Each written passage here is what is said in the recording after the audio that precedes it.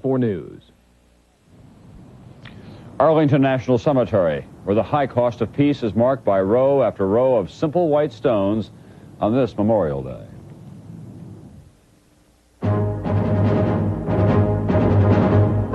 NBC Nightly News with Tom Brokaw.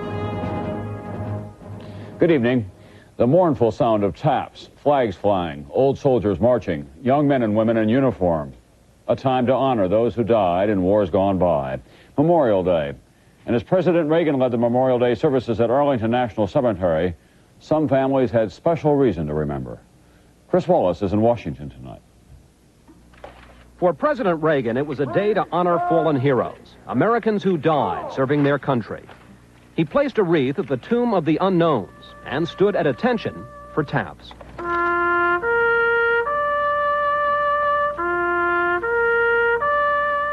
But Mr. Reagan's message was that Memorial Day is part of America's present as well as its past.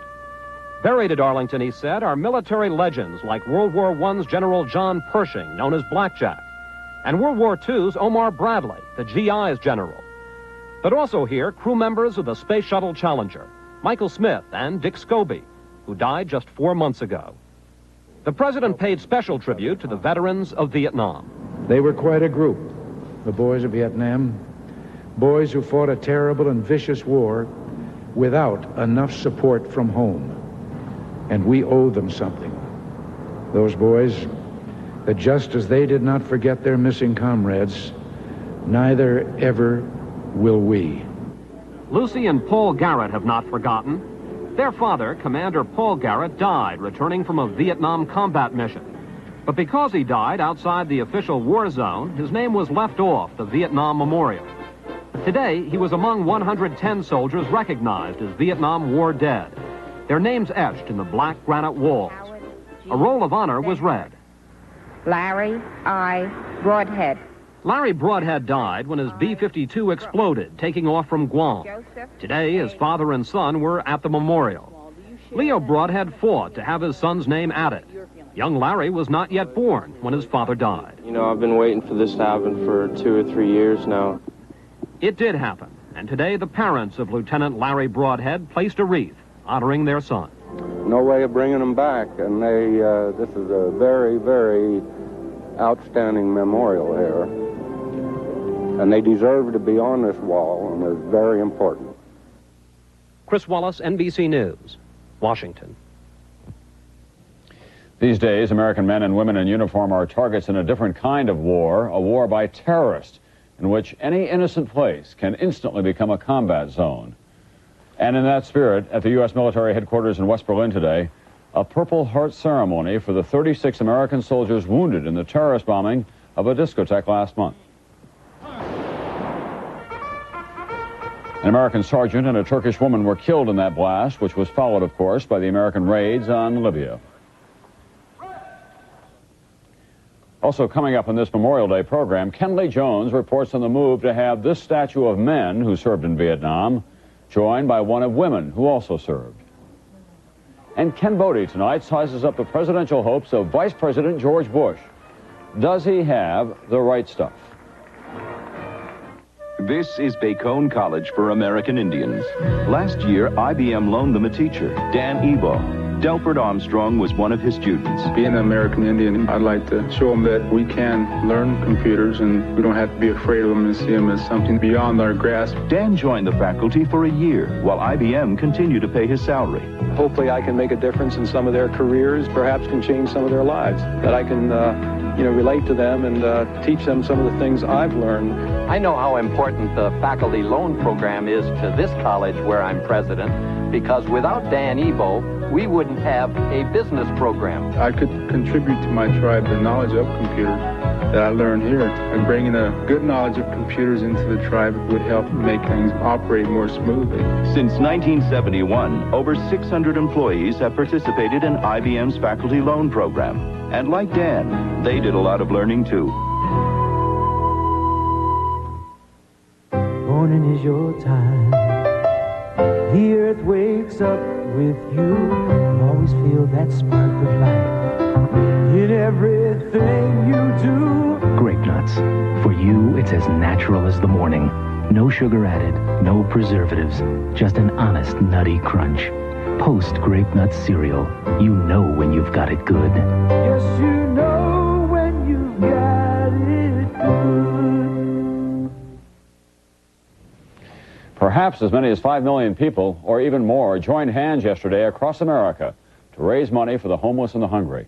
Today, that money still is rolling in. NBC's Don Oliver reports tonight that it may be months before anyone knows just how much money was raised yesterday. Hands Across America Donation Center would you like to make a donation to help the hungry and homeless in America. The phone banks for Hands Across America were still busy today with pledges of more money for the nation's homeless and hungry. Those who planned the spanning of America hand to hand are calling yesterday's event a great success, despite the fact there were gaps in the line. Some had been anticipated, others had not. There is no accurate count of the number of participants.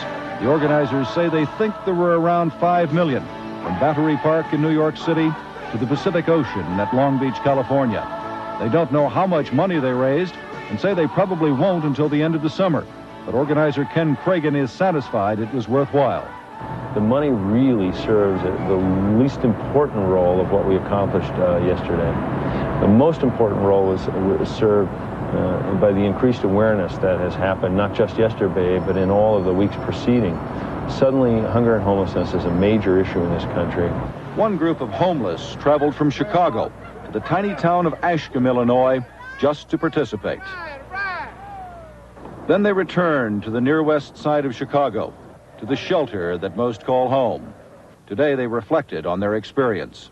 I thought it was the best experience in the whole world. By the grace of God and through the politicians and through the news media, I think it'll work. But not all the homeless and hungry feel that way. Lily Smith watched the line in Long Beach. I don't want a bread line. I don't want a soup line. That perpetuates my condition. The organizers say they'll need about $12 million just to cover the expenses of Hands Across America. The rest, whatever it turns out to be, will either go to established groups to aid the poor or to those who have some innovative ideas about how to help the needy. Agencies like the Weingart Center in Los Angeles are hoping to get a piece of the pie. We're going to ask for at least $100,000 so that we can, as I said, add beds and make sure that people stay long enough till they get what they need so that they don't have to return to the street and can take care of themselves. Organizers say the ultimate aim is to reduce the number of homeless and hungry. They add that cannot happen overnight. Don Oliver, NBC News, Los Angeles. The organizers of yesterday's other big benefit, the Sport Aid Worldwide Race Against Time, said today that the racers numbered 10 million in their campaign. The goal there was to raise money for the starving people of Africa. The organizers say they raised between $100 and $150 million.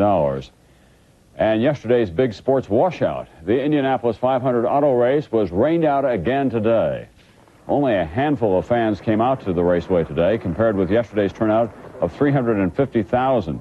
They came prepared for the weather, but kept hoping for some sunshine that never came. The only car on the track was remote-controlled, a toy. Officials say they have not decided when to reschedule the race, but the forecast does call for more rain through Thursday. A report released today by the American Bar Association says that random checkpoints are not an effective way to solve the problem of drunk drivers in America. The report says the checkpoints act as a deterrent only when combined with public education. The state of Michigan ended its checkpoints last week after lawmakers and the Civil Liberties Union challenged them as being unconstitutional. For years now, it has been thought that girls score lower than boys on math tests because of the way girls are raised in this country. But now a woman scientist says the real reason may be biological. She says that studies have shown no link between math scores and girls' education or attitudes. But a male hormone has been shown to help develop a part of the brain that is used in math reasoning.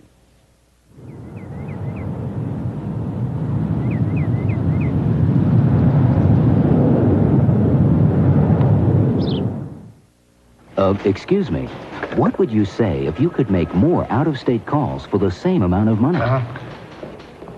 Even during business hours? Well... Trained specialists, there when you need them. What if the company offering you all this was AT&T? That's a horse of a different color. The new AT&T Pro America plan. 10% off for just $15 a month. and AT&T. Call 1-800-222-0400. AT&T, the right choice. Just when you need it, Buick has the ideal combination, the financing and the cars that fit your lifestyle. GMAC financing as low as 5.9% on LeSabre or 6.9% on most other Buicks is the lowest in years. Other finance rates available and will be higher as length of contract increases. Great financing available on Somerset, Skylark, Century, Electra, Regal, and Skyhawk. There's new low financing on them all. Wouldn't you really rather have a Buick? Time to make the donuts. Owning a Dunkin' Donuts is no piece of cake. Time to make the donuts. Because you work night and day making donuts. That's why they're so fresh all the time. The donuts. And come in up to 52 varieties, more than any supermarket. At Dunkin' Donuts, it's always time to make the donuts. 2 more charred bodies were found today in the Crossroads squatter camp in South Africa, raising the death toll from fighting among blacks to at least 42. Much of Crossroads has been left in rubble, and those who have lost their homes are being told they must now clear out. But as NBC's Mike Betcher reports tonight, they are vowing to defy the South African government. The battleground is smoldering now.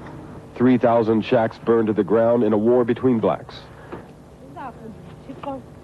Margaret Zago is one of the losers. This was her home. She and approximately 30,000 others, allied with the most radical groups opposing apartheid called Comrades, lost their homes and the power struggle to more conservative blacks who are seen as supportive of South Africa's white administration. The fathers, as they are called, patrol Crossroads with plastic rods, seeking out any comrades who try to stay. Margaret struggles to retrieve a bit of burlap roofing that could be used to build a new shack. Her loss has left her even more bitter. It's called Crossroad, guys. I want to kill that guy. But I've got no gun now. But if I've got gun now, I must kill that guy. South African police are erecting a barbed wire fence to separate the two sides. Police bulldozers are awaiting permission to clear the burned shacks. If that happens, they will gain control over an area that was a hotbed of radical resistance to apartheid. The losers, the comrades, are being forced to leave, and a better place will be built for those who won, the conservative fathers. Witnesses say the police permitted the slaughter to continue because it suited their aims, an allegation they strongly deny. I really don't think that any government could ever wish to have a disaster of this magnitude on its hand to achieve whatever aims it may have. A tent city several miles from Crossroads was erected to house the refugees. But thousands of families refused to move. At dinner time, they wait in line for food handouts from the Red Cross. Margaret Zago stands with them. The Cape winter is approaching, and there is no shack for her children. I've got a child here, and a lot of child, small child and big child get cold, and I must get sick. But Margaret Zago says she will not be moved from the spot that was her home by the police or by black opponents. Mike Betcher, NBC News, South Africa. In Paris today, a criminal outsmarted prison guards and took a flight to freedom by helicopter. As NBC's Jim Bitterman reports now, the inmate was seasoned not only in crime but also in escape. French police had precious little to go on. The escape artist had planned well. What investigators do know is that one of the country's more dangerous criminals was crouched on the roof of this Paris prison this morning when a helicopter dropped from the sky and plucked him off. The helicopter, bearing fake registration letters, landed not a mile away on a university soccer field. From there, even the police dogs had problems picking up the trail. The helicopter pilot, the convict, and a man riding shotgun all fled on foot to one or more waiting vehicles. At the small suburban airport, where a woman pilot using an assumed name rented the helicopter, a spokesman for the company that owns it shared a reaction with many others here. Surprised. Very surprised. And Frederick Bouteau said for 6 months or so, the woman pilot had been a regular cash-paying customer. The man she helped escape was Michael Vaujour, shown here one of the many times he's been arrested. He most recently has been serving 18 years for armed robbery and attempting to kill a policeman. Vaujour's spectacular escape was particularly embarrassing for authorities. He had, after all, escaped 3 times before and was supposedly one of the most closely guarded prisoners. And it was embarrassing as well to those responsible for controlling air traffic over Paris. There aren't supposed to be low-level flights of any kind over the city. What if, some wanted to know, the helicopter overflight had been a terrorist attack? Tonight, the man who shouldn't have escaped but did is attracting a lot of attention here. A man who once swore he'd rather die than live within the 4 walls of a prison. Jim Bitterman, NBC News, Paris. In Bangladesh today, authorities say they fear that more than 500 people may have drowned when a double-decker ferry boat capsized in a storm. It happened last night on a river 170 miles south of Dhaka, the capital. The boat was carrying about 1,000 people at the time. 1 month after the Chernobyl nuclear accident, a leading Soviet scientist said today that the death toll had increased to 19. He said 2 of the victims had died in the accident itself, while 17 died in hospitals from radiation. The scientist blamed the accident on what he called a series of incorrect actions, but he would not elaborate. The Soviet Union and China, 2 deeply divided communist powers, closed their gap a bit today. They signed an agreement calling for an expanded cooperation in science, health, culture, and education.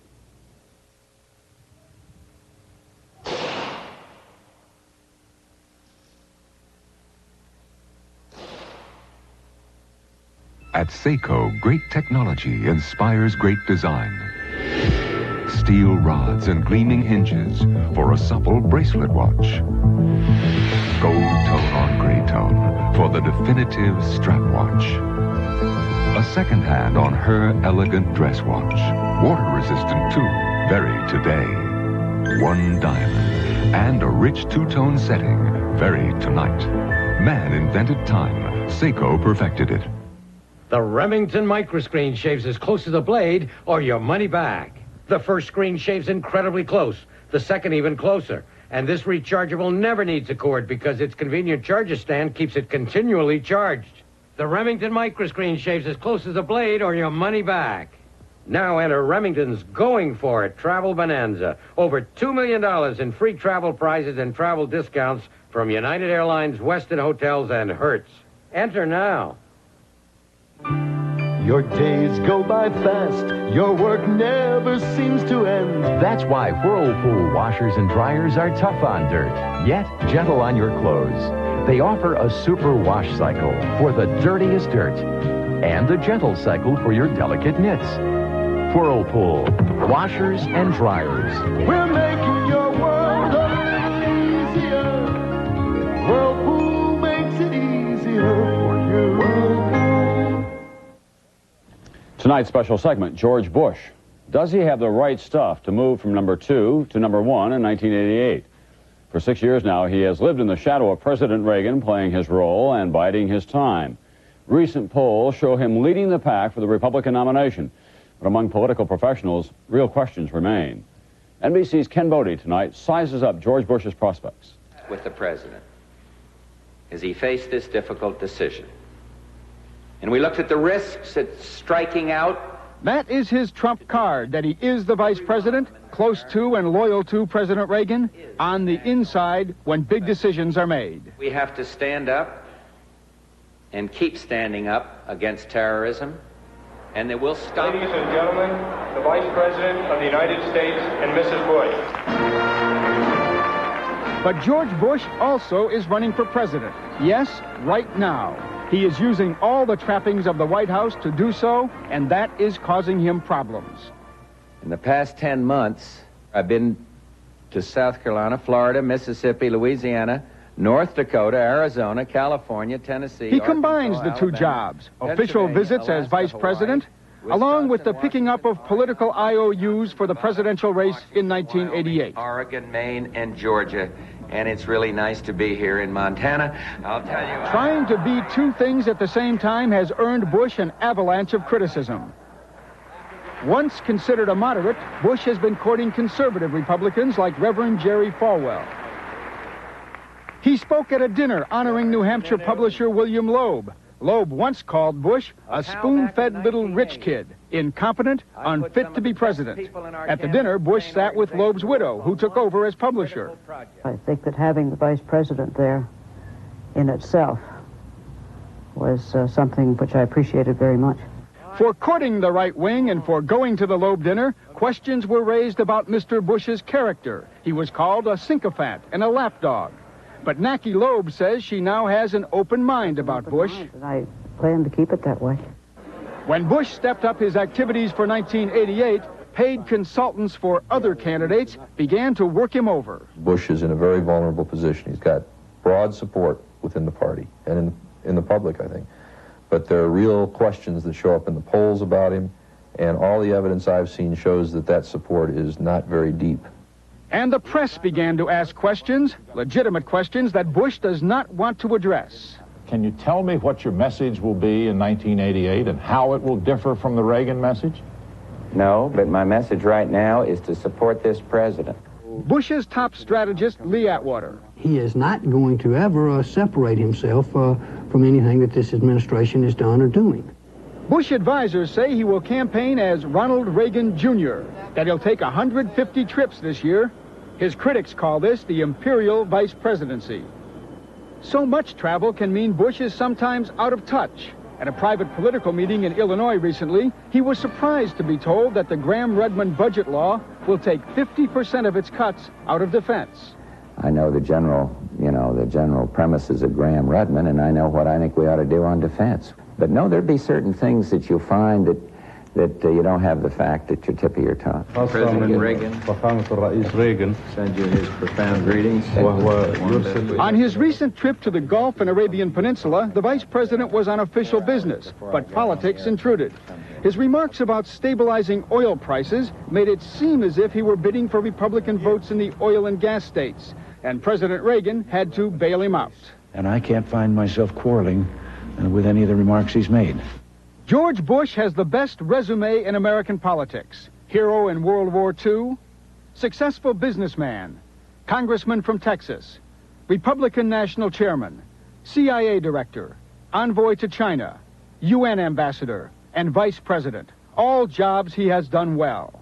How about that? Despite these impressive credentials on paper, somehow George Bush remains easy to ridicule. And right now, it is fashionable to do so. It may not settle questions about who he really is, but for right now, George Bush seems satisfied to be just Ronald Reagan Jr. Ken Bodie, NBC News, Washington.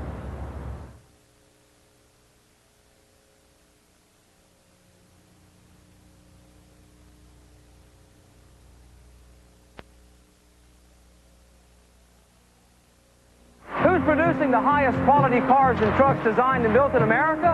We found out by asking the people who drive them. According to a nationwide survey, as a group, Lincoln's, Mercury's, and Ford cars and trucks are the highest quality cars and trucks designed and built in America. Maybe that's why so many drivers are buying cars and trucks built by Ford Motor Company. That's what happens when you make quality job one. Quality is job one.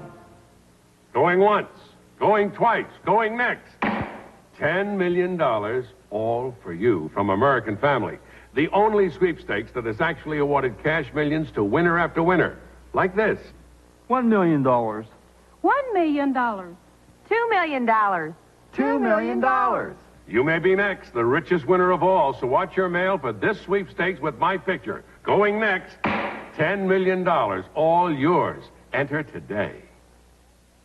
I'm Jane Pauley. Tomorrow morning on Today, diets. Which of them work and which of them don't? Also, Cher, Harrison Ford, a series on the changing American male. That's tomorrow morning on Today. At Raytheon Company, we believe that success comes from mastering the fundamentals. That's why we admire people like Larry Bird. People who are dedicated to perfecting the fundamentals, practicing them time and time again until they become flawless.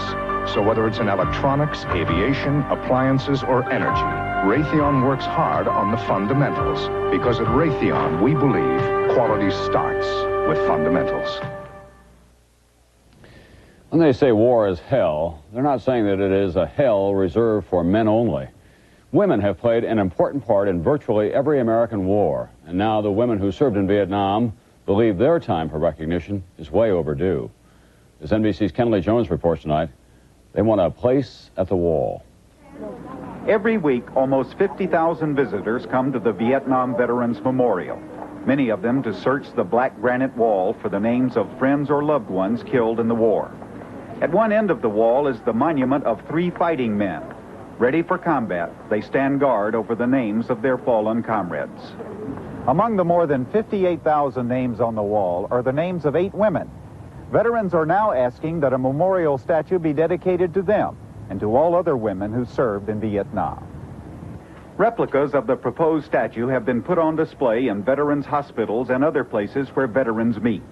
The figure is that of a military nurse, a figure that brings back memories for veterans wounded in Vietnam.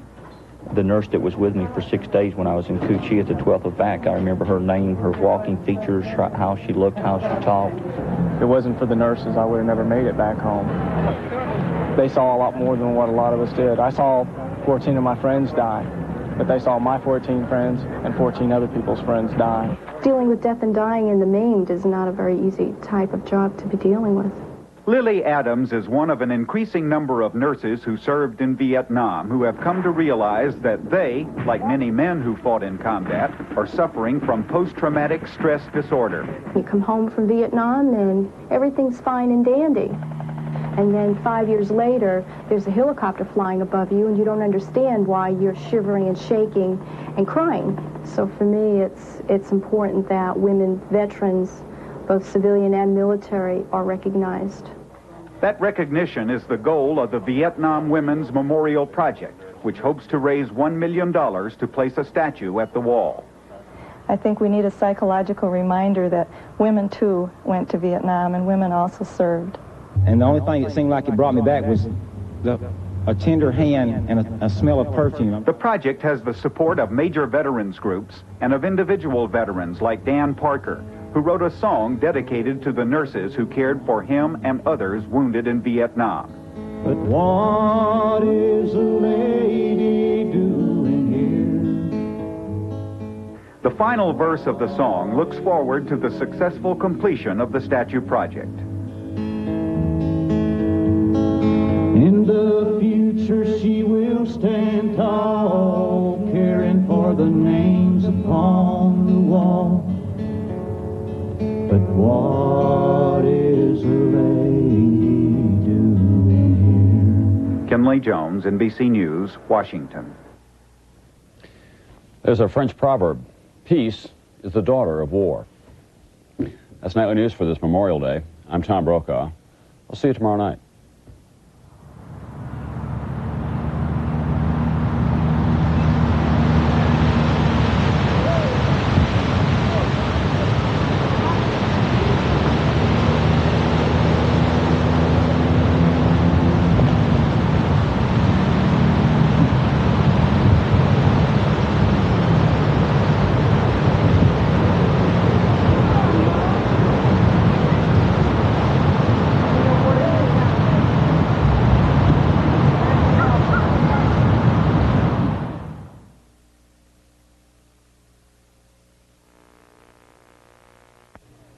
Anchors away aboard the USS Lexington with Elizabeth Taylor, Don Johnson, and Felicia Rashad in a 2-hour special Bob Hope's high-flying birthday. Then the body, the husband, a witness, an ex-lover. Who do you believe? You decide. Was it murder or suicide? An all-star cast. You are the jury. Tonight. Coming up on tonight's Scene at 6, a special Memorial Day for the state as Nashville dedicates Tennessee's first Vietnam statue. And a weekend full of rain has area farmers wishing for the sunshine they had grown to curse. Also tonight, a forensic dentist is trying to match bite marks found on a 6-month-old boy. And we'll begin our Unit 4 series, Affirmative Action, Opportunity, or Oppression. These stories and more news coming up next on the Scene at 6. I want a field hot dog.